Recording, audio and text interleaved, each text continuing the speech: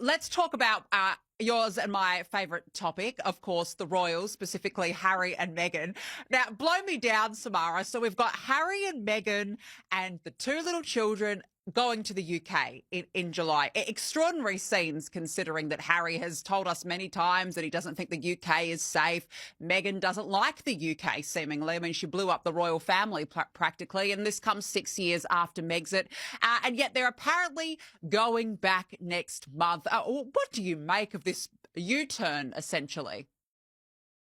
Yeah, this was quite insane, wasn't it, Danica? I mean, I wasn't expecting this at all. And I think friend of the network, friend of the show, Bronte Coy, from news.com.au, I think she got one of the biggest exclusives there and kind of got the inside scoop from the Sussex team, or the Sussex side at least. I mean, in a way, when I was doing a bit of research for this and just having a look through what's actually going on in Meghan's life, you can totally see why it's in Harry and Meghan's best interest to try and get back into the royal family, or at least try and have some vague association. I mean, just let's look at the past sort of 5-6 years. You've had the Spotify deal that fell through. You know, that deal was signed $20 million.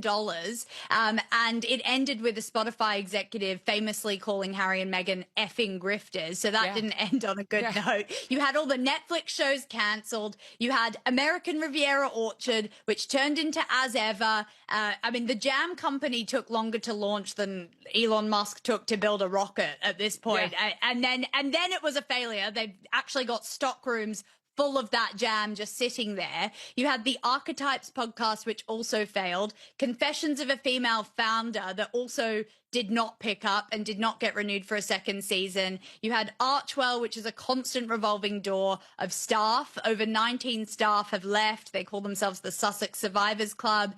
And of course, Spare, which is Harry's book. I mean, that made millions, but cost him his entire relationship with his family. And Polo, which he did for Netflix, didn't get renewed for a second season. And the last we saw him, he was popping up at a convention centre in Melbourne talking about his mental health and mental health in the workplace. So their brand is in absolute dire straits. It really is. And this is a last-ditch effort to rehab it, I believe. Yeah, I reckon. Plus, they probably need more material. They're probably trying to resurrect their Spill the Beans career, and they need as much fodder as they possibly can. I mean, they're probably going on a fact-finding mission over in the UK, Samara. I read that, well, according to The Sun, King Charles is going to possibly offer them a royal residence to stay at. One insider even saying it could be Buckingham Palace.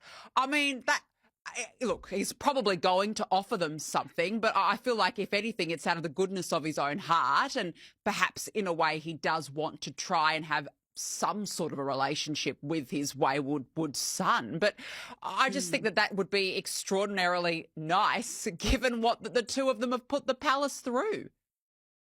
I mean, he's being ridiculously nice, but Harry and Meghan are being very strategic here. They are preying on the last years of King Charles, because they know that once he's out and unfortunately passes away, there is no door for them to get their foot in back into the royal family. William will be shutting and bolt locking it so that they will not be able to get near Buckingham Palace or anywhere within the vicinity of the United Kingdom, and he absolutely won't be paying for their security. So they are using these last few years of Charles's life in order to basically get their own name out again. As you said, absolutely get more content.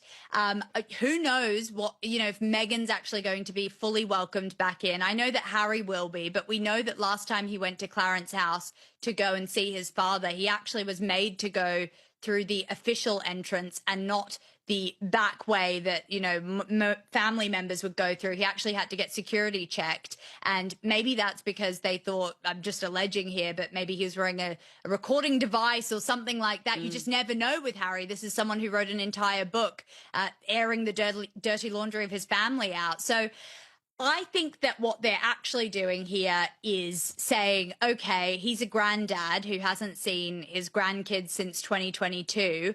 let's make sure that we can get some photo ops and some business opportunities out of this. But I think it's going to be a hell of a trip. There's definitely going to be a lot to report on here. Yeah, can't wait. Get your popcorn ready, Samara. You'll be front row. I'm excited to chat to you about how it all goes Absolutely. down.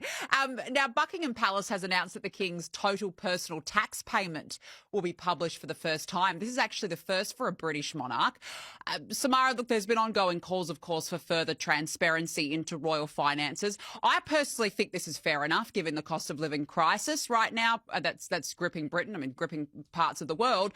But I think this is fair enough on behalf of the King. And I think the fact that he's willing to do so, that suggests a lot about his own character. Absolutely. I think after all the Andrew Mayhem, Andrew Mountbatten Windsor drama and the litany of things that have come out about the royal family, the finances, the way that money has been used and abused to cover things up, I think that it is the right move. And I think it's the royal family actively saying, okay, we're going to be a little bit more transparent with the public, and we're going to make sure that if there is scrutiny, it's not going to be attached to either the King or William. Now, reports are saying that a lot of this has come from William's side. This is how he wants to kind of command when he comes into power eventually. And I think it's really refreshing to see that sort of transparency from his side. And I think it's what the public deserve after what we've been through, after having to now hear, you know, so many different things to do with not just Andrew, but to do with other members of the royal family, Andrew's children who were living at a peppercorn rent at some very ritzy apartments that the royal family owned in London, as well as others. You know, I was talking to Norman Baker, who is really good with that. He's a royal he's a royal biographer, and he really goes into all these different rents that were made up, where you find royal family members that people have just forgotten about who have been paying like $50 to rent a castle per month. And I think we really need to stop that. And you're right, it goes right back to the cost of living crisis. We are in a time of great austerity here in Britain, and it is not appropriate for the royal family to be getting away with their riches while the rest of everyone else is suffering. And I think that this authenticity is welcomed by the public. Yeah, I completely agree. And it's interesting because at the same time, public support for the royal family has now fallen to its lowest in more than 3 decades. This is according to a new Ipsos poll. It's found the number of Britons who still want a monarchy has fallen by 11%, just over half the population in the last 3 years. Gen Z, Millennials and Gen X, according to these charts, are absolutely shedding support. You know, Samara, you mentioned Andrew Mountbatten Windsor just a moment ago. I don't think that that's helped the situation. You know, I think that that's actually made it worse. But why do you think, particularly among younger people, that they're no longer turning to the monarchy? I think young people aren't just rejecting the crown. I think they're rejecting institutions full stop. You know, that we see this trend among Gen Zers. You know, they don't actually automatically respect institutions anymore. And you can question whether that's a good thing or a bad thing. But I think it's because actually a lot of people are very media literate now. They know how things work. They're not going to fall for some of the charades that maybe others put up with beforehand, especially when it came to the royal family. And I also think not just Andrew, but people like Harry and Meghan sort of showing the very, very dark and messy side of how the royal family can be, and also how much of actually the dynamics can really just be like a regular family. And I think that's part of the problem. I think the Queen did a fantastic job at actually keeping a bit of a sheen and a bit of a mystery to the royal family, and making sure that the never complain, never explain motto was really, really enforced. But unfortunately, since her departure, it really has all completely unspun, and everything's kind of been presented to the public. And when you don't have that air of mystery and magic, then you do really start to question what's going on here, what are we funding, and who is profiting off it, and what don't we know. And I think that the amount of cover-ups that we've been exposed to,